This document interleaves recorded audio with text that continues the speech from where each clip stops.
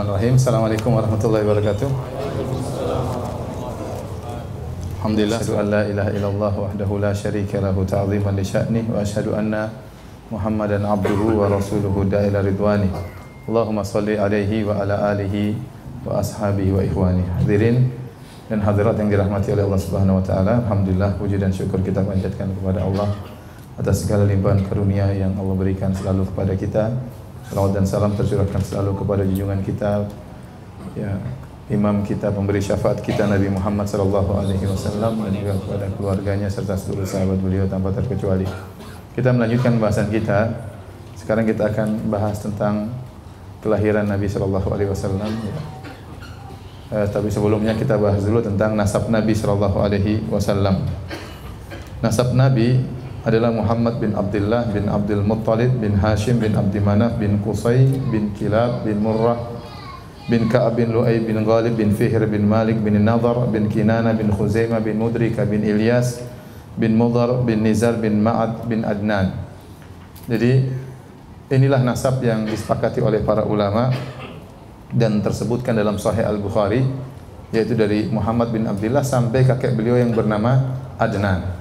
Dan Adnan ini kembali kepada Nabi Ismail alaihissalam. Ya, hanya saja para ulama khilaf antara Adnan sampai Ismail berapa kakek, antara Adnan sampai Ismail. Ada yang berpendapat bahwasanya Adnan sampai Ismail, ya, kakeknya berjumlah 40, ya. Dan ada yang mengatakan antara Adnan sampai Ismail jumlah kakeknya cuma sekitar 7, 9 atau 10, sekitar 10 saja, tidak sampai 40. Oleh karenanya tidak ada dalil yang tegas, ya, bahwasanya sambungan dari Adnan sampai Ismail bisa disebutkan dengan jelas. Yang disepakati oleh para ulama hanya dari Nabi Muhammad sampai siapa? Adnan. Di atas Adnan sampai Ismail tidak jelas, khilaf berapa kakeknya, apalagi nama-namanya. Apalagi kemudian ada orang menyebutkan dari Nabi Muhammad sampai Nabi Adam, ini lebih khilaf lagi. Ya, sedangkan dari Adnan sampai Ismail saja tidak jelas, apalagi sampai Nabi Adam alaihi salam. Yang jelas Rasulullah SAW pernah bersabda tentang kemuliaan nasabnya. Beliau berkata, Inna Allah subhanahu istofa kinanatan min waladi Ismail. Sungguhnya Allah memilih dari sekian banyak anak Ismail alaihissalam, Allah memilih Kinanah. Wastofa Quraisyan min Kinanah. Kemudian dari anak-anaknya Kinanah, maka Allah memilih Quraisy. Wastofa Bani Hashim min Quraisy. Dan dari keturunan Quraisy juga banyak, tapi Allah memilih Bani Hashim. Wastofani min Bani Hashim. Dan Allah memilihku dari Bani Hashim, ya. Ini menunjukkan akan kemuliaan nasab Nabi sallallahu alaihi wasallam. Jadi antara orang yang mulia di antara kakek-kakek Nabi, ya, adalah Abdul Muttalib. Abdul Muttalib. Ya, Abdul Muttalib ini, ya, selain dia adalah kedudukannya sebagai pemimpin kota Mekah, ya, terlebih lagi sebagaimana kita sampaikan pada pertemuan lalu, ya, dialah yang menghadap Abrahah dan meminta 200 ekor ontanya. Di antara kemuliaan dialah juga yang menemukan sumur Zam-Zam yang telah hilang, ya, telah terbenam sekian lama. Sebagaimana pernah kita jelaskan pada pertemuan-pertemuan yang terdahulu, bahwasanya yang menemukan air Zam-Zam siapa? Hajar, ya. Sehingga setelah Hajar meninggal dunia, maka air Zam-Zam dijaga oleh putranya siapa? Ismail. Kemudian setelah Ismail meninggal dunia, maka dipegang kekuasaan kota Mekah dipegang oleh keluarga dari istrinya, dari kabilah Jurhum. Kemudian terjadi banyak kemaksiatan, mulailah tatkala timbul banyak kemaksiatan, mulailah air Zam-Zam surut. Kemudian surut, Allah cabut kenikmatan sedikit demi sedikit tanpa mereka sadari, sampai akhirnya hilanglah air Zam-Zam. Bukan cuma hilang airnya, bahkan hilang bekasnya. Tertutup dengan tanah, tertutup, akhirnya hilanglah bekas dari air Zam-Zam tersebut. Dan baru dibongkar kembali atau muncul kembali di zaman Abdul Muttalib, kakek Nabi sallallahu alaihi wasallam. Adapun kisah tentang penggalian kembali sumur Zam-Zam oleh Abdul Muttalib, maka diriwayatkan oleh Ali bin Abi Thalib, ya, cucu dari Abdul Muttalib, ya. Ali bin Abi Thalib sebagaimana yang disebutkan oleh Muhammad bin Ishaq dengan sanad yang hasan bahwasanya Ali bin Abi Thalib bercerita tentang apa yang dialami oleh kakeknya. Ya, bahwasanya suatu hari Abdul Muttalib kakek Nabi bercerita, suatu hari aku tidur di Hijr Ismail dekat Ka'bah. Kemudian ada yang mengatakan atau disebut dengan Hijr, ya, dengan Hijr. Aku tidur di Hijr. Kemudian ada yang mengatakan kepadaku, ihfir Thaibah, galilah Thaibah. Aku bertanya, apa itu Thaibah? Kemudian suara tersebut pergi. Dia lihat dalam mimpinya. Kemudian keesokan harinya dia pun tidur lagi di tempat yang sama. Kemudian datang suara tersebut kembali mengatakan, ihfir Barrah, galilah Barrah. Maka aku berkata, apa itu Barrah? Suara itu pun pergi tanpa ada penjelasan. Besoknya aku tidur lagi di tempat yang sama. Lalu datang suara itu lagi dan berkata, ihfir al-Madnunah, galilah Madnunah. Aku berkata, apa itu al-Madnunah? Lalu ia pun pergi. Kemudian keesokan harinya aku tidur lagi di situ. Tiba-tiba ada suara mengatakan, ihfir Zamzam, galilah Zamzam. Maka aku bertanya, apa itu Zamzam? Ternyata suara itu menjelaskan, Zamzam adalah air yang tidak akan surut, ya, dengan air tersebut kau akan beri minum kepada para jamaah haji. Kemudian disebutkan posisinya di tempat sarang semut, disebutkan, ya, posisi sumur Zamzam tersebut. Sebagaimana pernah kita sebutkan, Zamzam sebagian ulama mengatakan dinamakan Zamzam. Zamzam artinya ditahan, karena waktu air Zamzam pertama kali keluar, Hajar ibunya Ismail, istri Nabi Ibrahim alaihissalam, membendung Zamzam agar tidak meluber. Dia tidak tahu air ini banyak atau tidak, dia khawatir kalau meluber akhirnya air tersebut hilang. Maka dia pun membendung Zamzam, maka disebut dengan Zamzam. Zamzam artinya ditahan. Tapi akhirnya setelah keempat kali bermimpi dan dijelaskan sifat-sifat lokasi sumur Zamzam, maka, ya, disebutkan di antara ciri-cirinya ada sarang semut, di antara ciri-cirinya ada burung gagak matuk-matuk di situ, ya. Kemudian dijelaskan di mana posisinya. Akhirnya Abdul Muttalib kemudian besoknya berangkat bawa cangkul ingin menggali sumur Zamzam. Waktu itu Abdul Muttalib baru punya anak satu, namanya Al Harith, ya. Mulailah Abdul Muttalib ditemani anaknya, cuma satu orang laki-laki, menemani dia untuk menggali. Dia menggali. Tatkala mulai tampak tanda-tanda adanya sumur, maka akhirnya orang-orang Quraisy mulai berkumpul. Akhirnya Abdul Muttalib gali, akhirnya keluarlah air Zamzam. Dia yang menemukan air Zamzam. Maka orang-orang Quraisy akhirnya protes. Mereka berkata, wahai Abdul Muttalib, kami juga berhak punya air Zamzam tersebut. Karena kita semua keturunan siapa? Ismail. Quraisy keturunan Ismail atau bukan? Bukan. Abu Jahal keturunan Ismail atau bukan? Abu Lahab keturunan siapa? Ismail. Semuanya keturunan Nabi Ismail alaihissalam. Semua Quraisy keturunan Nabi Ismail. Maka mereka mengatakan, wahai Abdul Muttalib, kita semua keturunan Nabi Ismail, kita semua berhak memiliki air Zamzam tersebut. Kata Abdul Muttalib, tidak. Ini air Zamzam adalah dikhususkan untukku. Ini milikku, aku yang gali, aku yang temukan, ya. Aku yang bermimpi, ya. Berarti ini khusus buatku. Mereka berkata tidak bisa, ya. Dan waktu itu Abdul Muttalib tidak bisa melawan, karena dia punya anak laki-laki cuma satu. Seandainya dia punya laki-laki banyak, mungkin dia akan melakukan perlawanan. Namun dia punya laki cuma satu, sementara orang Quraisy banyak. Akhirnya kata mereka, kita ngadukan, ya, kita berhakim kepada seseorang. Kata Abdul Muttalib, terserah kalian berhakim kepada siapa, ayo kita pergi. Akhirnya kata mereka, ada seorang perempuan dukun, tempatnya di negeri Syam, kita pergi ke sana. Jadi mereka mau berhukum sama siapa? Dukun perempuan, ya, nenek sihir. Akhirnya berangkatlah mereka. Abdul Muttalib dengan saudara-saudaranya, orang-orang Quraisy ramai dengan pasukannya. Berangkatlah mereka, berjalan dari Mekah menuju negeri Syam, itu jauh, ya. Dari Mekah Madinah saja 500 km. Kemudian dari Madinah ke negeri Syam mungkin 800-900 km, jauh. Madinah sampai Tabuk itu belum Syam, itu sudah 750 km. Jadi mereka akan menempuh jarak kira-kira 1.300-1.400 km untuk cari dukun perempuan itu. Akhirnya berangkatlah mereka, tentu melewati jalan yang terjal, melewati padang pasir dan macam-macamnya. Akhirnya berjalan dua rombongan tersebut. Di tengah perjalanan ternyata persediaan air Abdul Muttalib habis. Rombongan Abdul Muttalib persediaan airnya habis. Akhirnya rombongan Abdul Muttalib minta air dari rombongan Quraisy. Semuanya Quraisy, Abdul Muttalib juga Quraisy. Akhirnya mereka minta pada rombongan satunya tidak mau. Tidak mau. Kalau kau mau kasih Zam-Zam sama kita. Abdul Muthalib juga tidak mau, bertahan. Tidak ada, pokoknya bertahan. Akhirnya tatkala sudah benar-benar kehabisan air, sudah tidak bisa bergerak, akhirnya Abdul Muthalib berhenti, orang-orang Quraisy juga berhenti melihat apa yang akan dilakukan oleh Abdul Muthalib. Maka Abdul Muthalib berkata kepada sahabat-sahabatnya, daripada kita berjalan sampai akhirnya kita meninggal dunia, sama-sama meninggal dunia, tidak ada yang menguburkan kita, lebih baik kita gali kuburan kita masing-masing. Siapa yang meninggal terlebih dahulu kita kuburkan, agar kita meninggal semua dalam kondisi dikubur. Tinggal yang terakhir nanti urusan belakangan. Akhirnya mulailah mereka berhenti, mulailah mereka gali kuburan. Gali ya. Setelah kuburan sudah digali seluruhnya, tinggal mereka dikubur, tunggu satu orang mati satu demi satu. Ya, tiba-tiba Abdul Muthalib berubah pikiran. Dia mengatakan, wah kalau begini caranya kita cuma pasrah. Ayo kita berusaha, siapa tahu ada air di depan. Begitu Abdul Muthalib akan beranjak pergi, tiba-tiba ada air keluar dari kaki ontanya. Ya. Sehingga ini ada pertolongan datang.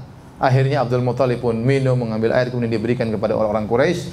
Akhirnya orang-orang Quraisy sadar bahwasanya memang Zam-Zam itu milik Abdul Muthalib. Akhirnya mereka tidak jadi pergi ke nenek sihir. Akhirnya mereka pulang dan akhirnya Abdul Muthalib yang berhak memiliki Zam-Zam. Ini kita jelaskan Abdul Muthalib agar kita tahu bahwasanya Rasulullah SAW memiliki nasab yang sangat tinggi. Karena dia bernasab kepada Abdul Muthalib, seorang tokoh yang sangat dihormati oleh orang-orang Quraisy. Dan seluruh nabi-nabi diutus dalam nasab-nasab yang tinggi. Kenapa? Agar orang-orang tidak mencela nasabnya kalau ternyata nasabnya rendah. Ya, karena kalau ternyata ada seorang nabi ternyata dari nasab yang rendah, dia akan dituduh orang ini ternyata dari kalangan rendahan, dia ngaku sebagai nabi supaya dihormati. Khawatirnya akan ada yang mencela dari sisi itu. Karenanya Allah memilih seluruh nabi dengan nasab yang tinggi supaya tidak ada tuduhan bahwasanya orang ini ingin mencari kedudukan. Karena Nabi SAW seandainya dia tidak mengaku sebagai nabi pun, dia pasti sudah mulia. Dia akan mewarisi Zam-Zam, dia akan menjadi orang top karena kakek dia Abdul Muthalib. Jadi dia mengaku sebagai nabi atau memproklamirkan dirinya sebagai seorang nabi bukan mencari kedudukan. Bahkan dengan memproklamirkan dirinya sebagai nabi, maka dia akan terancam, dia akan dibunuh, akan diusir dan yang lainnya. Seandainya nabi mencari kedudukan, tidak perlu mengaku sebagai nabi, cukup dia mengaku saya cucunya Abdul Muthalib, maka dia akan menjadi orang yang mulia. Paham sini? Oleh karenanya tidak ada sisi celaan dari sisi nasab kepada para nabi karena mereka seluruhnya nasabnya tinggi. Dan ini yang pernah terjadi dialog antara Heraklius dengan Abu Sufyan. Waktu tahun 6 Hijriah terjadi perjanjian damai antara kaum muslimin dengan kaum musyrikin. Abu Sufyan masih kafir waktu itu. Dia berjalan-jalan menuju ke negeri Syam, akhirnya diketahui oleh Heraklius, raja Romawi, kemudian dipanggil oleh Heraklius. Heraklius sudah dengar-dengar berita tentang desas-desus lahirnya, munculnya seorang nabi di Jazirah Arab. Maka dia bertanya-tanya tentang Nabi Muhammad SAW. Banyak dia interogasi Abu Sufyan. Di antara pertanyaan yang dia sampaikan kepada Abu Sufyan, kaifa nasabuhu fikum? Bagaimana nasabnya Nabi tersebut di antara kalian? Bagaimana nasabnya? Maka Abu Sufyan berkata, huwa fina dzu nasab. Sungguhnya Muhammad itu memiliki nasab yang tinggi. Maka Heraklius berkata, fakadzalika rusul tub'atsu fi nasabi qaumiha. Demikianlah para rasul seluruhnya diutus dengan memiliki nasab yang tinggi. Semuanya Nabi Isa, Nabi Musa semuanya memiliki nasab yang tinggi. Nabi Daud, Nabi Sulaiman dan seterusnya. Baik. Bagaimana lahirnya Nabi SAW? Ya, Nabi SAW lahir buah pernikahan dari ayahnya Abdullah dengan ibunya Aminah bintu Wahab. Ya. Abdul Muthalib dia pernah bernazar. Kakek Nabi Abdul Muthalib tadi yang punya Zam-Zam. Dia pernah bernazar, kalau saya punya 10 anak laki-laki, saya akan sembelih salah satunya. Saya akan sembelih salah satunya, ya. Dan kenapa Abdul Muthalib bernazar demikian? Para ulama menyatakan dia mengucapkan nazar ini waktu dia sedang gali Zam-Zam, anaknya cuma satu tadi Al-Harith. Waktu dia dikepung oleh orang Quraisy minta untuk diberi jatah Zam-Zam, maka dia bernazar kepada Allah, ya Allah, kalau ini anak saya cuma satu. Kalau saya punya anak 10, saya sembelih satu. Ya, saya sembelih satu. Dan ternyata dikabulkan oleh Allah, anaknya jadi 10. Dia punya anak 10 laki-laki dan anak perempuan ada beberapa. Jadi Seluruh anak 10 laki-laki ini semuanya paman-paman Nabi. Satunya bapak Nabi, 9-nya paman Nabi sallallahu alaihi wasallam. Siapa 10 orang tersebut? Anak-anak Abdul Muttalib. Jadi rupanya Abdul Muttalib ini istrinya kalau nggak salah 4 ya. Dari 4 istri tersebut, maka anaknya 10 ya. Saya ketemu kemarin ada salah seorang teman dari Saudi, saya tanya, istri anak antum berapa? 10. Masya Allah, 10 Masya Allah. Itu laki-lakinya saja. Perempuannya 8 katanya. Nikah kapan? Dulu saya SMA langsung nikah, Masya Allah. Taib, yang pertama anak tertua namanya Al-Harith ya, dan ibunya adalah Sofiyah bintu Jundub. Yang kedua namanya Az-Zubair. Ya, ibunya adalah Fatimah binti Amr Al-Makhzumiyah. Yang ketiga Abdul Uzza. Abdul Uzza inilah Abu Lahab. Abdul Uzza Abu Lahab, ibunya adalah Aminah binti Hajar. Kemudian yang keempat Al-Muqawwam, ibunya adalah Halah. Yang kelima adalah Dirar, ibunya Natlah. Yang keenam Abu Talib, ibunya adalah Fatimah bintu Amr Al-Makhzumiyah. Yang ketujuh Hajal, ibunya adalah Halah bintu Wuhaib. Yang kedelapan Abdullah. Jadi 8 ini ayahnya Nabi, nomor keberapa? Nomor ke-8. Abdullah ayahnya Nabi dan ibunya adalah Fatimah bintu Amr Al-Makhzumiyah. Kemudian yang ke-9 Hamzah, ibunya adalah Halah bintu Wuhaib. Yang ke-10 adalah Al-Abbas dan ibunya adalah Natlah. Al-Abbas bin Abdul Muttalib. Adapun 6 putrinya adalah Sofiyah, Ummu Hakim, Atika, Umaymah, Arwa dan Barrah. Jadi anaknya 16, 10 laki-laki, 6 perempuan. Dari sini kita tahu bahwasanya yang satu ibu ada 3 orang, Zubair, Az-Zubair, kemudian Abdullah, bapaknya Nabi, kemudian Abu Talib. Ini 3 bersaudara yang satu ibu. Sisanya Abu Lahab, Hamzah, Al-Abbas, Al-Harith, ini ibunya beda. Dari sini kita tahu rahasia kenapa begitu dekatnya antara Abu Talib dengan Abdullah. Kenapa Abu Talib sangat sayang kepada Nabi sallallahu alaihi wasallam? Karena Abdullah dan Abu Talib, bapaknya Nabi dengan Abu Talib satu ibu. Satu ibu. Adapun paman-paman yang lain ibu ya. Nah, waktu Nabi diutus menjadi seorang nabi, yang masih hidup dari paman-pamannya cuma 4 orang. Waktu Nabi diutus menjadi seorang nabi tatkala beliau berusia 40 tahun, yang masih hidup dari paman-pamannya 9 orang, ya. Semuanya sudah meninggal, 5 orang tinggal 4. 4 orang tersebut adalah Abu Lahab, kemudian Abu Talib, kemudian Hamzah dan Al-Abbas. 4 orang. 2 orang meninggal dalam kondisi musyrik, 2 orang masuk Islam, meninggal dalam kondisi Islam. Yang meninggal dalam kondisi musyrik Abu Lahab, yaitu tadi Abdul Uzza namanya. Kemudian satunya lagi siapa? Abu Talib. Dua-duanya meninggal dalam kondisi musyrik. Yang meninggal dalam kondisi Islam Hamzah, meninggal dalam perang Uhud, kemudian Al-Abbas meninggal setelah wafatnya Nabi sallallahu alaihi wasallam, ya. Inilah paman-paman Nabi sallallahu alaihi wasallam. Taib, akhirnya Abdul Muttalib melaksanakan nazarnya. Dia pun akhirnya ingin menyembelih putranya Abdullah, bapaknya Nabi sallallahu alaihi wasallam. Dan dia sangat sayang kepada Abdullah. Mulailah kemudian ya ada yang kasih ide, wahai Abdul Muttalib, jangan kau sembelih anakmu, ya. Pilih antara anakmu atau 10 ekor onta. Kemudian buatlah undian. Ya. Akhirnya kemudian ya Abdul Muttalib membuat undian. Dia mengatakan, ya Allah, Allahumma anakku atau 10 ekor onta. Dia buang, ternyata yang jatuh anaknya. Waduh. Harus disembelih anaknya. Enggak, tambah lagi 10 ekor onta. 10 ekor onta kedua. Ya Allah, anakku atau 10 ekor onta. Ternyata keluar lagi Abdul yang harus disembelih. Dia ulangi lagi. Yang ketiga keluar lagi Abdullah. Yang keempat keluar lagi Abdullah. Yang kelima keluar lagi Abdullah. Sampai ke-9 keluar lagi apa? Abdullah. Dia masih lanjut. Yang ke-10 baru kemudian 100 ekor, 10 ekor onta. Akhirnya dia tidak menjadi menyembelih putranya Abdullah, dia sembelih 100 ekor onta. Ya. Paham? Inilah asal muasal kata para ulama munculnya diyah. Ya, barang siapa yang membunuh seorang tanpa sengaja maka dia harus bayar diyah. Diyah tersebut adalah senilai 100 ekor onta. Dan ini terus masih berlaku di Arab Saudi sampai sekarang. Kalau terjadi pembunuhan tanpa sengaja, misalnya kecelakaan atau apa, maka diyahnya adalah 100 ekor onta. Allah menjaga Abdullah karena Abdullah adalah ayah dari Nabi sallallahu alaihi wasallam. Adapun ibunda Nabi sallallahu alaihi wasallam adalah Aminah bintu Wahab bin Abdi Manaf bin Zuhrah bin Kilab. Antara Abdullah dan Aminah ketemu dengan di Kilab, di kakeknya yang bernama Kilab. Kemudian menikahlah Abdullah dengan Aminah. Ya. Kemudian akhirnya lahirlah Nabi sallallahu alaihi wasallam. Adapun cerita-cerita tentang bagaimana proses pernikahannya maka tidak ada dalil yang jelas, tidak ada dalil yang sahih, ya. Cuma ada sebagian riwayat-riwayat dhaif yang menyebutkan tentang Abdullah. Ada yang mengatakan Abdullah punya istri yang lain selain Aminah. Ada yang mengatakan Abdullah melakukan nikah istibdha, yaitu seperti kita pernah jelaskan, ada seorang laki ingin mendapat bibit unggul maka dia suruh istrinya bersih kemudian suruh digauli oleh Abdullah. Ya, dan ini semua riwayat yang lemah. Ada yang mengatakan ada seorang wanita minta digauli oleh Abdullah, bapaknya Nabi. Kenapa? Dia melihat cahaya di bapaknya Nabi sallallahu alaihi wasallam. Namun sebelum wanita digauli, Abdullah menggauli dulu Aminah, ibunya Nabi sallallahu alaihi wasallam. Setelah dia menggauli Aminah, dia balik, wanita itu balik, ternyata cahaya sudah hilang dari wajah Abdullah. Maka dia bilang, saya tidak mau. Cahaya yang saya cari tersebut sudah hilang. Sudah hilang ke mana? Sudah hilang ke Aminah. Tapi ini semua riwayatnya lemah. Semuanya riwayatnya lemah. Ya, sebagian riwayat-riwayat ingin mengisyaratkan bahwasanya Nabi adalah cahaya. Dan riwayat-riwayat tersebut semuanya lemah. Ya. Bahkan ada riwayat yang palsu, hadis palsu yang diyakini oleh sebagian orang-orang sufi, ya, bahwasanya Rasulullah pernah ditanya, ya Rasulullah, bagaimana tentang penciptaan alam semesta?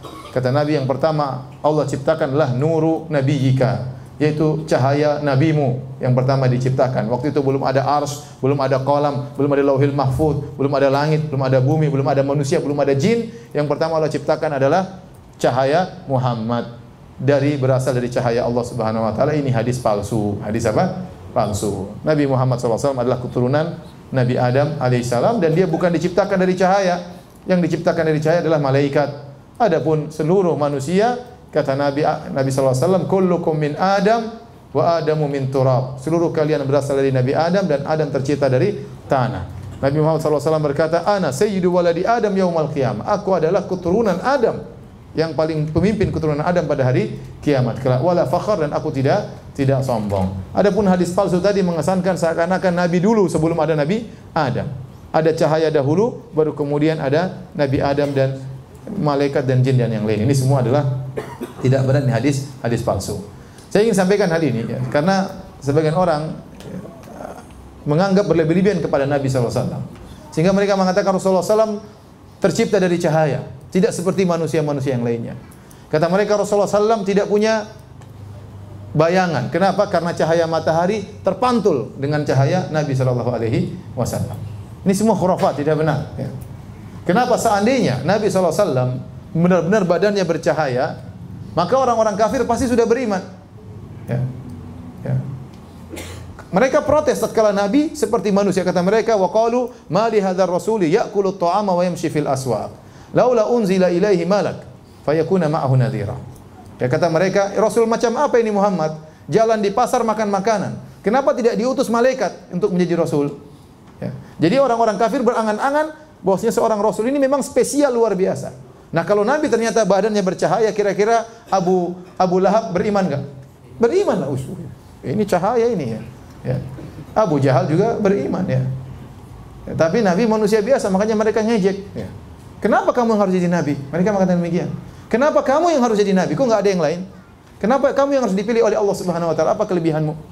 Mereka mengejek Rasulullah sallallahu alaihi wasallam. Jadi Nabi sallallahu alaihi wasallam memang disifati oleh Allah bercahaya, tapi bukan cahaya berarti keluar lampu dari tubuhnya. Seperti firman Allah Subhanahu wa taala, ya ayuhan nabi, inna arsalnaka syahidan wa mubasysyiran wa nadhira wa da'iyan ila Allah bi idnihi wa sirajan munira. Allah mengatakan, kami mengutus engkau wahai Rasulullah sebagai seorang rasul yang menyuruh kepada jalan Allah, wa sirajan munira, adalah sebagai lampu yang bercahaya. Ini maksudnya adalah kiasan, bukan berarti Nabi adalah lampu yang menyala terang ya. Oleh karenanya waktu Aisyah radhiyallahu taala anha dalam hadis yang sahih terjaga di malam hari ya, Aisyah mencari suaminya di mana dia enggak tahu. Dia cari-cari. Tahu-tahu dia pegang kaki Nabi, Nabi sedang sujud. Paham? Dalam sahih Muslim. Seandainya Nabi ada lampunya, Aisyah lagi sujud. Enggak perlu cari-cari, paham? Enggak perlu cari-cari. Demikian dalam hadis yang sahih dalam sahih Bukhari, karena rumah Aisyah kecil, cuma 4x4 kira-kira ya. Kemudian tidak ada space untuk sholat, akhirnya Nabi sholat dan Aisyah tidur di depannya persis dengan menjulurkan kedua kakinya. Kalau Nabi mau sujud, Nabi sentuh kakinya supaya kakinya dilipat. Jadi Aisyah nunggu disentuh oleh Nabi, baru kemudian Aisyah melipat kaki. Ya, karena space rumah yang sangat sempit. Aisyah berkata, wa kanatil buyutu laisa fiha masabih. Kenapa saya tunggu disentuh oleh Nabi? Kata Aisyah, karena rumah-rumah waktu itu tidak ada lampunya di malam hari, sehingga saya perlu disentuh dulu. Kalau seandainya Nabi bercahaya, Aisyah sudah tahu Nabi mau sujud, tidak perlu tunggu sentuhan. Paham? Demikian juga ya, mengatakan bahwasanya cahaya matahari kemudian mantul gara-gara kalah dengan cahaya Nabi, ini berlebihan ya. Dalam haji wada, Rasulullah SAW tatkala melempar jamarat, datang sebagian sahabat menaungan baju di atas kepala Nabi SAW. Kenapa? Karena agar Nabi tidak kepanasan. Ya, jadi kita katakan Nabi bercahaya, ilmunya bercahaya, wajahnya bercahaya, tapi bukan seperti lampu yang disangkakan oleh sebagian orang-orang berlebihan tentang Nur Muhammad. Berlebihan tentang Nur Muhammad, dan hadis tentang Nur Muhammad itu hadis palsu. Tidak boleh diyakini karena akidah tidak boleh dibangun di atas hadis palsu. Taib. Hadirin dan hadirat yang dirahmati oleh Allah Subhanahu wa taala, ya. Abdullah kemudian menikah dengan Aminah bintu Wahab, dan akhirnya ibunya Aminah mengandung Nabi sallallahu alaihi wasallam. Disebutkan bahwasanya bapaknya itu Abdullah ketika sedang berdagang ke negeri Syam, beliau mampir ke kota Madinah. Kemudian sakit dan akhirnya meninggal dunia dan dikuburkan di kota Madinah. Ketika itu Nabi masih dalam kondisi janin dalam perut ibunya. Oleh karenanya Nabi dilahirkan dalam kondisi tidak memiliki bapak. Inilah puncak daripada keyatiman. Ada orang yang lahir masih ada bapaknya, masih ada ibunya, dia masih merasakan sentuhan ayahnya, baru kemudian ayahnya meninggal belakangan atau ibunya kemudian meninggal belakangan. Tetapi Nabi SAW waktu lahir, bapaknya sudah tidak ada. Itu yang Allah sebutkan dalam surat Ad-Duha, alam yajidika yatiman fa'awa. Bukankah Allah mendapati engkau dalam kondisi yatim, lalu Allah menaungimu, wahai Muhammad? Ya, dan ini adalah puncak keyatiman. Rasulullah SAW lahir dalam kondisi ayahnya tidak ada, kemudian dia dirawat oleh ibunya. Dan banyak orang-orang berhasil dirawat oleh ibunya. Contohnya Nabi Muhammad SAW. Ya, contohnya Nabi Musa alaihissalam disebutkan dalam beberapa surat. Allah hanya sebut tentang ibunya, Allah tidak sebutkan bapaknya di mana. Allah tidak jelaskan sama sekali. Nabi Isa alaihissalam juga yang merawat apa? Ibunya. Ya. Nabi Ismail juga yang merawat siapa? Ibunya. Taib. Bagaimana kelahiran Nabi sallallahu alaihi wasallam? Datang riwayat-riwayat yang lemah yang menceritakan tentang keajaiban kelahiran Nabi sallallahu alaihi wasallam. Tapi riwayatnya semuanya lemah. Di antaranya disebutkan Nabi waktu dilahirkan dalam kondisi tangannya langsung lahir, langsung keluar dari perut ibunya dalam kondisi bersandar seperti ini, melihat ke atas. Tapi hadisnya lemah. Demikian juga ada sebagian hadis disebutkan Nabi dilahirkan diletakkan di atas batu dikasih kain, tahu-tahu batu tersebut pecah. Ini juga hadisnya lemah. Ya. Kemudian disebutkan juga waktu Nabi dilahirkan oleh ibunya pakai jimat-jimat di tangannya. Tahu-tahu jimat-jimat itu semuanya putus. Bagus hadis ini, tapi hadisnya juga apa? Lemah. Kemudian juga dalam riwayat yang lemah juga, ibunya tatkala melahirkan, tiba-tiba dia melihat dalam mimpinya ada yang mengatakan namakan anakmu dengan Muhammad, tapi hadisnya juga lemah. Demikian juga disebut dalam hadis yang lemah, waktu Nabi SAW lahir, maka istana kerajaan Persia bergetar. Ya, bahkan ada yang runtuh dari istana tersebut. Ini juga lemah. Ada yang mengatakan juga waktu Nabi SAW dilahirkan, maka api yang disembah oleh orang-orang Majusi di Persia, apinya mati, tidak pernah mati selama ini. Mati kenapa? Karena lahir seorang Nabi. Ini juga hadisnya bagus, tapi hadisnya apa? Lemah, dhaif, tidak bisa dijadikan dalil. Demikian juga ada dalil yang menyebutkan Rasulullah SAW lahir dalam kondisi sudah tersunat, tapi hadisnya juga apa? Lemah. Hadisnya juga lemah. Ya. Oleh karenanya hadis-hadis yang lemah ini tidak bisa kita jadikan dalil. Ada hadis yang lain disebutkan hadisnya lemah juga, tapi lemahnya tidak terlalu parah, ya, bahwasanya Nabi disunat oleh kakeknya Abdul Muttalib sebagaimana kebiasaan orang-orang Arab, kalau ada yang lahir maka disunat tatkala masih kecil. Jadi ini hadis-hadis dhaif tentang kelahiran Nabi sallallahu alaihi wasallam. Ada hadis yang sahih, Rasulullah SAW pernah bersabda, "Ana da'watu Abi Ibrahim wa bisyarati Isa qaumahu wa ru'ya ummi allati ra'at ka'anna kharaja minha nurun adha'at lahu qusurus Syam." Aku ini adalah pengkabulan dari doa kakekku Ibrahim alaihissalam. Nabi Ibrahim waktu pergi kota Mekah meletakkan Ismail, Nabi Ibrahim berdoa, "Rabbana wa ba'ath fihim rasulan min anfusihim." Ya Allah, utuslah kepada mereka seorang rasul dari kalangan mereka. Dikabulkan lama, setelah itu baru dikabulkan, Allah kabulkan doa Nabi Ibrahim. Ternyata siapa? Nabi Muhammad sallallahu alaihi wasallam. Jadi aku adalah pengkabulan doanya nenek moyangku Ibrahim alaihissalam, kata Nabi. Dan aku adalah kabar gembira yang pernah disampaikan oleh Nabi Isa kepada kaumnya. Ya. Mim ba'di ismuhu Ahmad. Ya. Kata Nabi Isa, aku beri kabar gembira kepada kalian wahai kaumku bahwasanya akan ada seorang nabi setelahku namanya Ahmad, yaitu Muhammad sallallahu alaihi wasallam. Dan ini kata Nabi sallallahu alaihi wasallam yang ketiga, aku adalah mimpi ibuku. Waktu ibuku melahirkan aku, dia bermimpi ada cahaya keluar dari tubuhnya kemudian menerangi negeri Syam, negeri Syam. Ya, ini hadis yang sahih tentang kelahiran Nabi sallallahu alaihi wasallam. Taib hadirin dan hadirat yang dirahmati oleh Allah Subhanahu wa taala. Tanggal berapa Nabi dilahirkan? Para ulama sepakat bahwasanya Rasulullah SAW dilahirkan pada hari Senin. Berdasarkan hadis yang sahih dalam Sahih Muslim, kata Nabi sallallahu alaihi wasallam, "Dzaka yaumun wulidtu fihi wa yaumun bu'ithu au unzila alayya fihi." Waktu Nabi ditanya, "Wa su'ila an siyami yaumil itsnain." Wahai Rasulullah, kenapa Anda senantiasa puasa pada hari Senin? Kata Nabi, "Dzaka yaumun wulidtu fihi." Sungguhnya hari Senin adalah hari aku dilahirkan. Wa yaumun bu'itsu au uhiya ilayya, dan hari di mana aku diangkat menjadi seorang rasul, yaitu pada hari Senin. Maka Nabi mensyukuri hari tersebut dengan berpuasa. Hari Senin istimewa. Ada sebab ketiga kenapa Rasulullah SAW puasa hari Senin. Waktu ditanya Rasulullah SAW kenapa puasa Senin dan Kamis, kata beliau, "Dzanika yaumani tu'radu fihimal a'malu ala rabbil alamin wa uhibbu an yu'rada amali wa ana shaim." Dua hari itu, Senin dan Kamis, adalah hari amalan hamba dilaporkan kepada Allah Subhanahu wa taala. Dan aku ingin pada waktu amalku dilaporkan kepada Allah, aku sedang berpuasa. Dari sini, dari dua hadis ini kita tahu sebab Nabi puasa hari Senin ada tiga. Pertama, karena pada hari Senin ya Rasulullah SAW dilahirkan. Yang kedua, pada hari Senin Rasulullah SAW diangkat menjadi seorang nabi.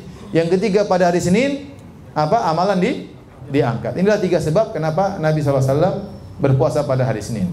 Namun para ulama telah sepakat Rasulullah SAW lahir pada hari Senin. Nah, mereka khilaf. Pada bulan apa Nabi lahir? Bulannya mereka khilaf. Kemudian tanggalnya pun mereka khilaf. Ini disebutkan oleh Ibnu Katsir dalam Al-Bidayah wan Nihayah dan juga ulama yang lain. Sebagian ulama berpendapat bahwasanya Rasulullah SAW lahir pada bulan Ramadan. Lahir pada bulan Ramadan. Kenapa? Mereka menggunakan logika. Kata mereka, Nabi diutus menjadi seorang nabi, diangkat menjadi seorang rasul, persis umurnya 40 tahun. Dan waktu itu beliau diangkat menjadi seorang rasul di bulan Ramadan. Kalau begitu, kalau kita tarik mundur, berarti Rasulullah SAW lahirnya juga bulan Ramadan. Faham logikanya?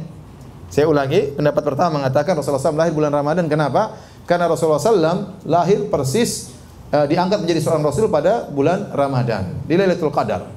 Maka kalau kita tarik mundur, berarti umurnya dia lahir juga bulan Ramadan. Ini pendapat sebagian ulama, namun pendapat ini tidak kuat, menyelisih jumhur ulama. Ya, mayoritas ulama berpendapat bahwasanya Nabi SAW lahir pada bulan Rabiul Awal. Ya, Rabiul Awal ini pendapat mayoritas ulama. Taib. Yang berpendapat bahwasanya Nabi lahir pada bulan Rabiul Awal juga khilaf tentang tanggal berapakah lahir Nabi SAW. Dan ini disebutkan khilafnya oleh banyak ulama. Contohnya disebutkan oleh Ibnu Hisham, disebutkan oleh An-Nawawi, disebutkan oleh Ibnu Katsir. Semuanya ulama Syafi'iyah ini. Disebutkan oleh Az-Zahabi. Az-Zahabi, Ibnu Katsir dan Nawawi menyebutkan tentang khilaf ini. Jadi tidak ada kesepakatan bahwasanya Nabi meninggal atau lahir pada tanggal 12 Rabiul Awal. Taib. Ada beberapa pendapat. Ada yang mengatakan Rasulullah SAW lahir tanggal 12 Rabiul Awal. Ada yang mengatakan Rasulullah SAW lahir pada tanggal 8 Rabiul Awal. Dan ini pendapat seorang tabi'in bernama Muhammad bin Jubair bin Mut'im, datang dengan sanad yang sahih. Dia mengatakan Rasulullah SAW lahir pada tanggal 8 Rabiul Awal. Pendapat yang ketiga mengatakan Nabi lahir pada tanggal 10 Rabiul Awal.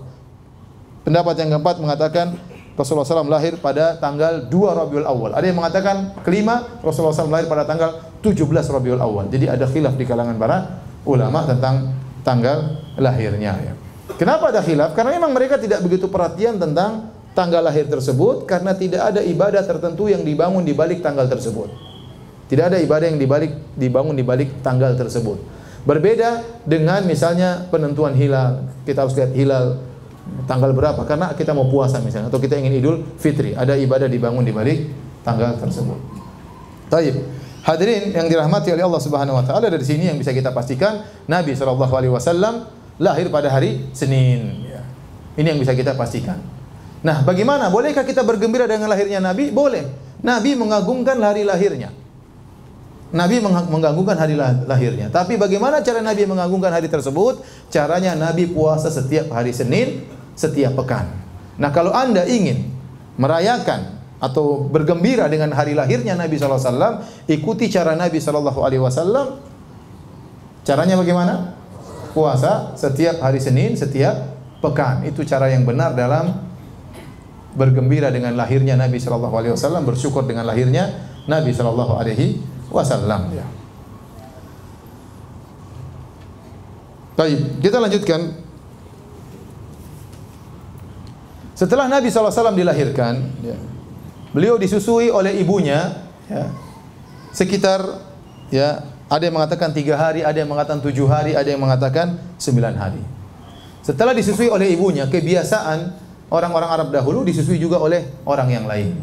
Abu Lahab, paman Nabi, Abdul Uzza, dipanggil dengan Abu Lahab, nama aslinya Abdul Uzza. Ya. Makanya Allah mengatakan Allah tidak menyebutkan nama aslinya dalam Al-Quran. Kenapa? Karena namanya jelek, Abdul Uzza, hamba dari berhala apa? Uzza. Maka Allah sebutkan gelarnya, kunyahnya Abu Lahab. Sebenarnya namanya siapa? Abdul Uzza. Tabbat yada Abi Lahab. Harusnya tabbat yada Abdul Uzza. Tapi kalau Abdul Uzza diabadikan, ini jelek dalam Al-Quran. Kok ada nama hamba berhala dalam Al-Quran? Maka Allah sebutkan nama kunyahnya. Ya. Taib. Waktu Nabi SAW ponakannya lahir, dia gembira. Maka dia ambil Nabi SAW, kemudian dia bawa ke budaknya bernama Thuwaibah. Maka Thuwaibah pun menyusui Nabi SAW. Ternyata, ya, Thuwaibah ini menyusui beberapa orang sebelum Nabi SAW. Di antaranya paman Nabi yang lahir sebelum Nabi, namanya Hamzah bin Abdul Muttalib.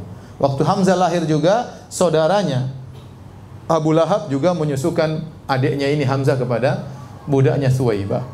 Kemudian juga, ya, Thuwaibah juga pernah menyusui Abu Salamah Al-Makhzumi. Ya, jadi 3 orang disusui semuanya oleh Thuwaibah. Hamzah, Abu Salamah, dan siapa? Muhammad sallallahu alaihi wasallam. Jadilah 3 orang ini adalah 3 saudara sepersusuan. 3 saudara sepersusuan. Ya. Jadilah mereka ada kekerabatan dari sisi sepersusuan. Jadilah timbul kemahroman. Ya. Oleh karena dalam hadis Ibnu Abbas berkata, "Qila lin Nabi sallallahu alaihi wasallam, ala tatazawwaju ibnata Hamzah?" Wahai Rasulullah, apakah kau tidak menikah dengan putrinya Hamzah? Sepupunya, putrinya Hamzah. Kata Rasulullah SAW, "Innaha ibnatu akhi minar radha'ah." Enggak bisa. Putrinya Hamzah itu adalah putri saudara sepususuanku. Aku dan dia sesusuan, maka anaknya adalah ponakan sesusuan. Ya. Jadi enggak bisa seperti ponakan satu susuan. Ya. Sehingga Nabi tidak bisa menikah dengan putrinya Hamzah. Demikian juga Nabi pernah didengar kata Ummu Habibah, "Fa inna nuhaddatsu annaka turidu an tankiha bil ibnata Abi Salamah." Kami dengar wahai Rasulullah, Anda ingin menikah dengan putrinya Abu Salamah. Putrinya Abu Salamah. Kata Nabi, bintu Ummi Salamah menikah dengan putrinya Ummu Salamah, kan putri Ummu Salamah kan istrinya Nabi juga. Jadi Ummu Salamah bawa anak bawaan perempuan. Dari hasil pernikahan dia dengan siapa? Abu Salamah. Jadi putrinya namanya bintu Abi Salamah.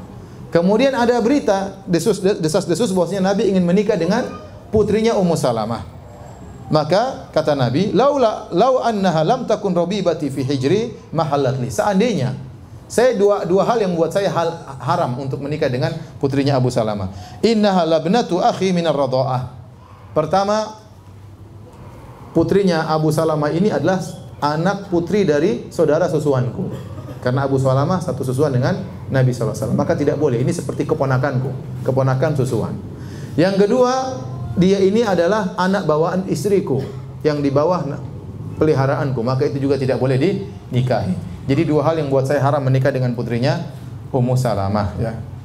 Para hadirin hadirat yang dirahmati Allah Subhanahu Wa Taala, setelah Nabi SAW ya, disusui oleh Thuwaibah, kemudian Rasulullah SAW disusui pula oleh wanita yang ketiga, ya, dari kampung Bani Sa'ad, yaitu Halimah As-Sa'diyah. Ya, insyaallah kita sampaikan kisahnya pada pertemuan berikutnya insyaallah. Tapi ini juga dalil bahwasanya susuan ya menjadikan kemahraman sebagaimana sabda Nabi sallallahu alaihi wasallam, yahrumu minar radha'ah ma yahrumu minan nasab.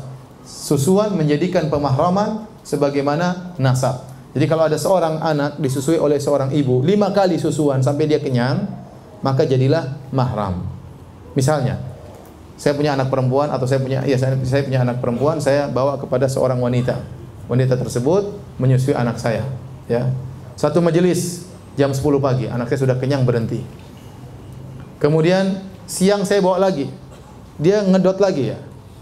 Ngedot nyusuin sampai kenyang, berarti sudah 2 kali susuan.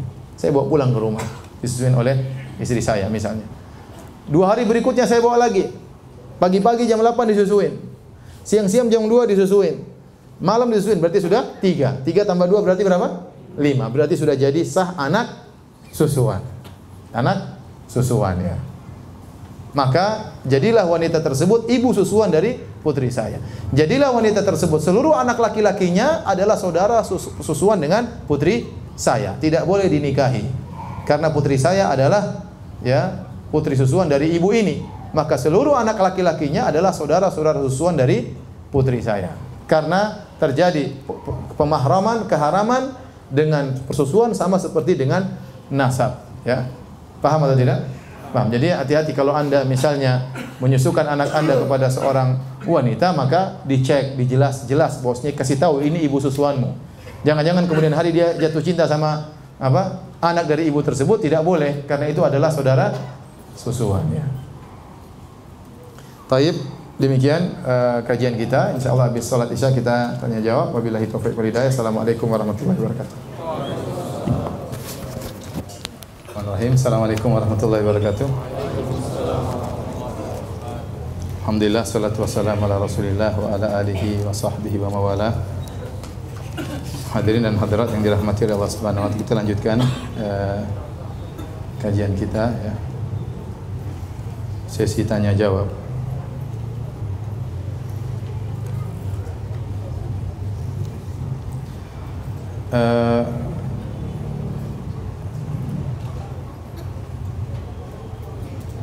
Ana ingin bertanya, Ustadz, jika Rasulullah SAW diutus untuk seluruh alam dan untuk seluruh manusia, mengapa dakwahnya hanya seputar Mekah, di Madinah dan Jazirah Arab, tidak dirasakan oleh umum di seluruh dunia ketika itu? Jika nabi-nabi dulu diutus hanya untuk kaumnya, bagaimana nasib dengan para kaum yang jauh di sana yang tidak mendapat hidayah? Mohon jawabannya, Ustadz. Jawabannya bahwasanya Nabi SAW diutus untuk seluruh alam, tapi dimulai dengan di Mekah ya. Oleh karenanya dakwah Islam tidak terbatas kepada hanya orang Arab. Sejak awal sudah ada orang-orang non-Arab yang masuk Islam. Contohnya Bilal bin Rabah, dia bukan orang Arab, dia dari Habasyah ya. Kemudian juga namanya siapa?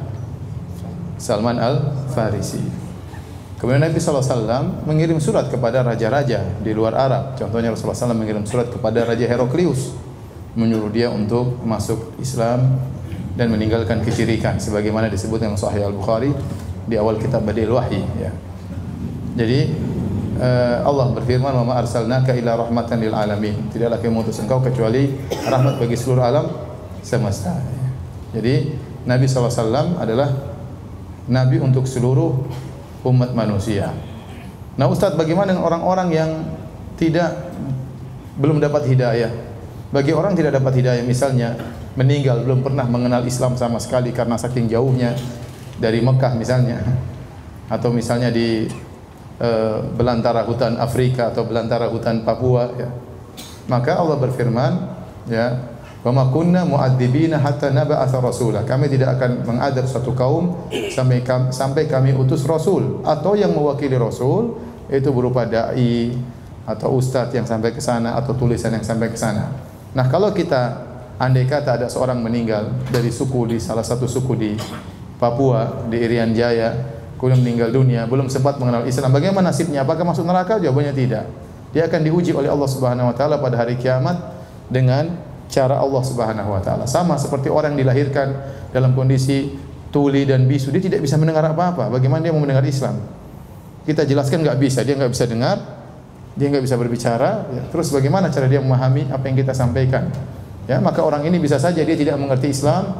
Kalau dia meninggal dia tidak akan diazab, dia akan diuji oleh Allah dengan cara Allah sendiri. Kita serahkan kepada Allah Subhanahu wa taala. Yang penting Allah tidak zalim dan Allah Maha Adil.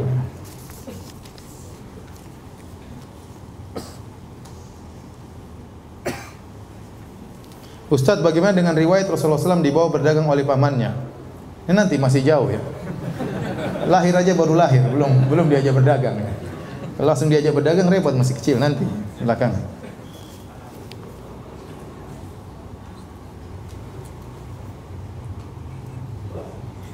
Afwan, di luar tema Ustadz, di kampung kami biasanya diadakan penutupan pengajian sebelum bulan Ramadan dan pembagian paket makanan sembako. Bolehkah kita ikut membantu menyiapkan membungkus paket-paket makanan? Boleh, ini membantu ke masyarakat, enggak ada masalah ya. Enggak ada masalah. Ini bukan ibadah tertentu, enggak, ini hanya sekedar kebiasaan masyarakat dan ini tidak dianggap sebagai perayaan tertentu. Ya sekedar menjelang Ramadan kita kasih sembako kepada masyarakat. Ini amal yang baik. Sama bagaimana riwayat bahwasanya awan menaungi Nabi saat berjalan, nanti ya. Sabar ya. Baru lahir, belum apa-apa. Jadi banyak orang tidak sabar ya.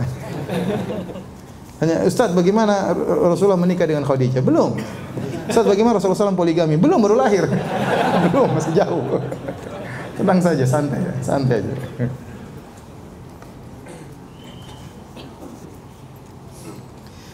Ustaz, bagaimana menjawab syubhat bahwa ustaz-ustaz salafi fanatik terhadap alma mater? Apa maksudnya alma mater? Maksudnya apa? Kita siapa saja boleh jadi ustaz sunnah, siapa saja boleh jadi ustaz salafi. Yang penting dia memenuhi kriteria berdakwah sesuai dengan Al-Quran dan sunnah Nabi SAW. Tidak bikin bid'ah, tidak menyuruh kepada bid'ah, maka kita katakan dia ustaz sunnah. Nah kalau dia menyuruh kepada bid'ah, kita bilang ustaz bid'ah. Jadi siapa saja, tidak harus lulusan Madinah, mau lulusan Kairo, mau lulusan Yaman, mau lulusan mana saja silakan. Yang lulusan sini, yang tidak keluar negeri juga boleh, siapa saja boleh. Tapi sesuai dengan kriteria ustaz sunnah. Tidak dikatakan sunnah kecuali dia menyuruh kepada sunnah Nabi. Dia ngajarin sunnah Nabi. Nah, kalau dia nggak ngajar sunnah Nabi, dia ngajar ritual-ritual baru yang itu bukan sunnah Nabi, dipastikan Nabi tidak pernah melakukannya, maka tidak bisa kita bilang ustaz apa? Sunnah. Sunnah kan apa? Apa definisi sunnah? Sunnah sesuatu yang dilakukan oleh Nabi, disandarkan kepada Nabi, itu namanya sunnah Nabi Sallallahu Alaihi Wasallam. Yang tidak dikerjakan Nabi bukan namanya sunnah. Anda mau nampakkan apa terserah Anda, tapi itu bukan sunnah Nabi Sallallahu Alaihi Wasallam. Ya.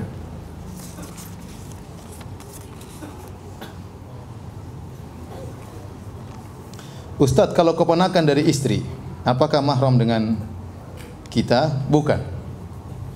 Istri kita punya ponakan perempuan, itu bukan mahram kita.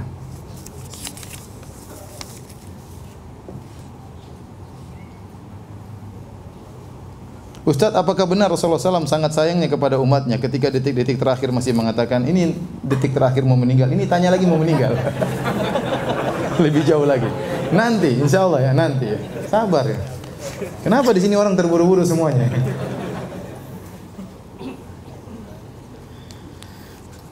Ketika Zam-Zam hilang, bagaimana orang Mekah mendapatkan air? Aduh, saya tidak sempat nanya mereka ya. Tetapi jelas ada sumber air yang lain. Ya, mungkin bukan cuma air Zam-Zam, tapi air Zam-Zam yang sangat istimewa, yang airnya tidak pernah habis ya. Tidak pernah habis. Bahkan sekarang saya dengar sebagian penelitian justru kalau Ramadan atau bulan haji volumenya semakin apa? Semakin banyak. Dan itu di antara mukjizat yang nampak dari dulu sampai sekarang enggak habis-habis, padahal air Zam-Zam diambil terus. Jadi di Madinah itu ada pembagian gratis. Di Mekah ada pembagian juga gratis. Jadi orang ambil banyak, tidak habis-habis. Kita enggak tahu sumbernya ya, apa namanya? Bagaimana, tapi yang jelas airnya luar biasa. Kemarin ada ini cerita nyata, saya ketemu dengan orangnya langsung, dia kena kanker. Saya ketemu di Pekanbaru. Dia di kemo di Singapura apa di Malaysia. Kemudian ada kawan yang kasih bekal dia air Zam-Zam. Intinya setelah dia di kemo, dia minum apa saja tidak bisa kecuali air Zam-Zam. Dia minum air putih muntah, dia minum apa muntah. Maka kecuali air Zam-Zam, dia minum air Zam-Zam tidak mengapa. Ya. Dia kemudian setelah di kemo badannya masih kuat. Dokter sampai heran kenapa? Rupanya dia konsumsi apa? Zam-zam terus. Dan banyak orang sembuh karena zam-zam. Saya pernah ketemu orang, Ustadz saya waktu itu ambeien ya. Saya bingung Ustadz, bagaimana akhirnya saya zam-zam bismillah sembuh akhirnya. Ya itu antum saja, yang lain belum tentu. Jadi keyakinan. Jadi zam-zam itu perlu dengan keyakinan. Banyak orang tidak begitu yakin akhirnya tidak sembuh-sembuh ya. Makanya kata Nabi sallallahu alaihi wasallam, "Ma'u zamzam lima syuriba lahu." Air zam-zam tergantung niat orang meminumnya. Rasulullah mengatakan innahu ta'amu tu'min wa shifa'u suqmin. Sesungguhnya zam-zam itu bisa membuat kenyang dan bisa menyembuhkan penyakit, dan banyak orang sembuh dengan zam-zam. Saya mohon sangat dibacakan pertanyaan saya. Ya udah, saya bacain deh. Saya mengenal sunnah sejak 2005 dan mulai mengamalkan sunnah sejak 2008. Saya mempunyai istri yang cantik dan keluarga besar yang hampir semua mengenal sunnah. Dan saya punya kehidupan harta yang sangat layak. Tahun 2015 awal saya terkena fitnah wanita. Selama 6 bulan saya melakukan perbuatan keji yang hampir saya tidak bisa menghitung berapa jumlahnya.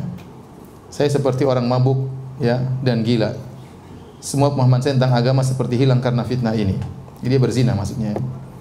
Setelah 6 bulan saya tersadar dan menutup semua akses ke fitnah wanita tersebut. Ke fitnah wanita. Sudah hampir 3 tahun berlalu. Rasa sakit saya tidak pernah hilang dari hati saya. Saya menangis setiap hari dan sangat menyesal. Kenapa saya bisa jatuh berdosa tersebut, Ustaz? Apakah karena ujub? Mohon nasihat bagi hati saya. Saya merasa amalan tiada arti dan berguna di hadapan Allah. Saya katakan kita menangisi dosa-dosa kita ya, karena sampai tadi berzina berulang-ulang ini dosa bukan sepele ya. Dosa bukan sepele. Allah menyebutkan zina adalah dosa yang spesial. Kalau ada dosa-dosa besar, ini dosa yang super besar. Makanya Allah sebut dalam surat Al-Furqan, kata Allah, walladzina la yad'una ma'allahi ilahan akhar wa la yaqtuluna nafsa allati harrama Allah illa bil haqq wa la yaznun. Wa may yaf'al dzalika yalqa athama yudha'af lahu al-'adzabu yawmal qiyamati wa yakhlud fihi muhana illa man taba. Dan orang-orang tidak pernah berbuat syirik, dan orang-orang tidak pernah membunuh orang lain, dan orang-orang tidak pernah berzina. Ini 3 dosa yang sangat besar. Syirik, membunuh orang, dan apa? Berzina ya. Syirik berkaitan dengan hak Allah, membunuh orang berkaitan dengan apa? Orang lain, berzina dosa hawa nafsunya ya. Kata Allah, wa may yaf'al dzalika yalqa athama. Barang siapa melakukan 3 dosa ini, maka dia akan mendapatkan dosanya. Yudha'af lahul adzabu yaumal qiyamah. Dia akan dilipat gandakan dosanya, azabnya pada hari kiamat. Wa yakhlud fihi muhana. Dan dia akan kekal dalam neraka dengan kondisi terhina. Tapi kata Allah, illa man taba, kecuali orang yang bertaubat ya. Maka ya seorang ya terjerumus dalam kemaksiatan tentu sebab karena dosa yang dilakukan sebelumnya. Dosa membawa orang kepada dosa yang lain. Tetapi pintu taubat Allah terbuka. Maka saya sampaikan kepada orang ini ya, benar-benar menutup akses fitnah wanita. Jangan sampai terjebak dengan ya di jebakan yang sama. Seorang lelaki harus cerdas, dia tahu kapan imannya naik, kapan imannya turun. Dia tahu dia lemah dalam sisi ini, dia tahu dia kuat dalam sisi ini. Maka jangan dia coba-coba mengulangi pada perkara yang lemah. Allah sekarang kasih dia kesempatan untuk bertobat. Dia mulai ikut pengajian lagi, alhamdulillah ya. Entar lagi mudah-mudahan bisa ketemu dengan bulan Ramadan. Maka jangan coba-coba untuk mengulangi fitnah tersebut ya. Dan banyak bertobat kepada Allah, dan husnudzan jika orang kembali kepada Allah dengan tobat nasuha ya, dengan tobat yang sesungguhnya, tidak mengulangi lagi, maka Allah akan ampuni dosa tersebut dengan mudah bagi Allah Subhanahu wa taala ya. Dan jangan pernah ceritakan ini kepada orang lain. Apa hukumnya mengambil upah dari ibu yang menyusui bayi orang lain? Boleh, enggak ada masalah. Nanti akan kita jelaskan. Boleh. Jadi kalau ada orang ingin nyusu pada seorang wanita tersebut mengatakan boleh, tapi saya minta upah. Boleh dia, karena ini kerjaan ya. Tetapi tetap saja menjadi anak susuan ya. Anak susuan ya. Tapi kalau kita pergi ke kandang onta kemudian disusui oleh onta, jadi ibu susuan atau tidak? Kemarin di Madinah teman-teman bercanda, jadi semua pada pergi ke onta yang sama, pada mau jadi ibu susuan itu, saudara susuan apa? Onta ya, enggak. Jadi boleh dia mengambil upah, dia boleh mengambil upah.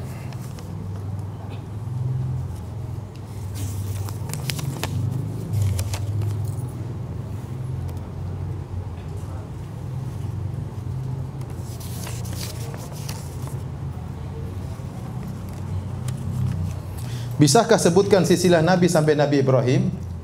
Kita sudah katakan tadi, Ismail bin Ibrahim. Nabi kita sebutkan silsilahnya sampai Adnan. Dari Adnan sampai Ismail bin Ibrahim ini tidak jelas, tidak ada sanad yang jelas. Ada khilaf berapa kakeknya, ada yang mengatakan 40, ada yang mengatakan 7, ada yang mengatakan 9, ada yang 10, sehingga tidak ada yang benar ya. Maka sebenarnya mengatakan barang siapa ahli nasab yang menyebut seluruhnya dia telah berdusta karena enggak ada dalil yang benar. Apalagi sampai kepada Nabi Adam alaihissalam.